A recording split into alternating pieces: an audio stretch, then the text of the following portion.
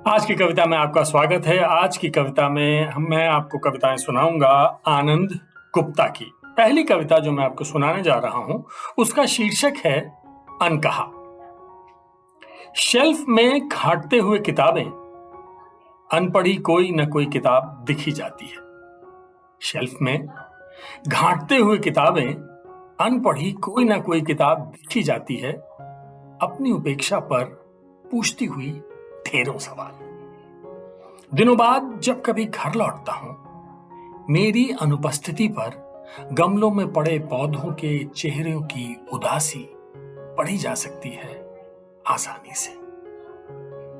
मेरे साथ अटखेलियां करती, छत की मुडेर पर रोज बैठने वाली चिड़ियों की आंखों की बेचैनी अनकहे मेरी आंखों तक पहुंच ही जाती है।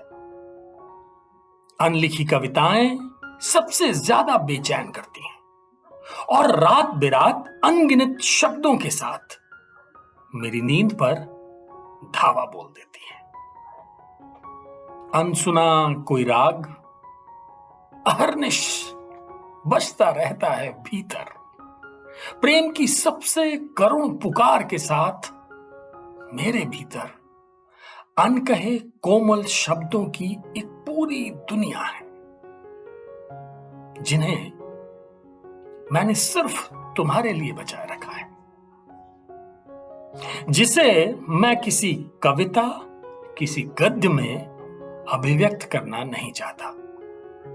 मुझ में उतर कर तुम हर रोज इन्हें थोड़ा थोड़ा पढ़ा करो, जैसे खूबसूरत सी कोई पेंटिंग दृश्य के बाहर आकर मन के भीतर उतर आती है। जैसे पके हुए आम में सूरज चुपचाप उतर आता है, जैसे एक तारा बजाते बाउल गायक के गीतों में उतर आता है पूरी पृथ्वी का दर्द, जैसे दुख के बांध टूटते ही आंखों में नदी उतर आती है। दूसरी कविता जो मैं आपको आनंद गुप्ता की सुना रहा हूं उसका शीर्षक है हमारे बीच।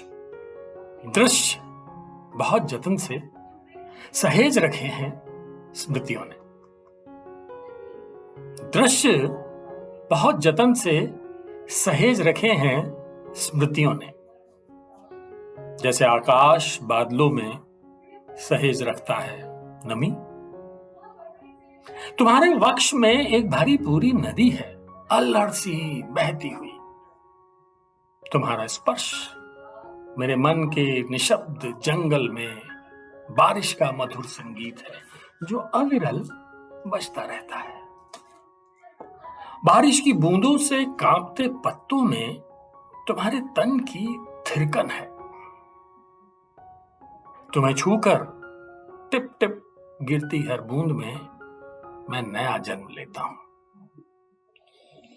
तुम जो हमेशा बसंत पहनती हो अपनी साड़ी में, जिसमें मेरे सपनों की अनगिनत बेलें जड़ी हुई हैं।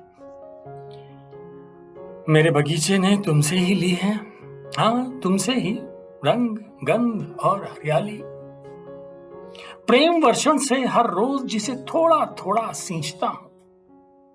प्रेम तितलियों के पैरों पर सटा पराग है, जो अनवरत एक फूल से दूसरे फूल तक लगातार पहुंच रहा होता है बिना किसी भाषाई बंधन के।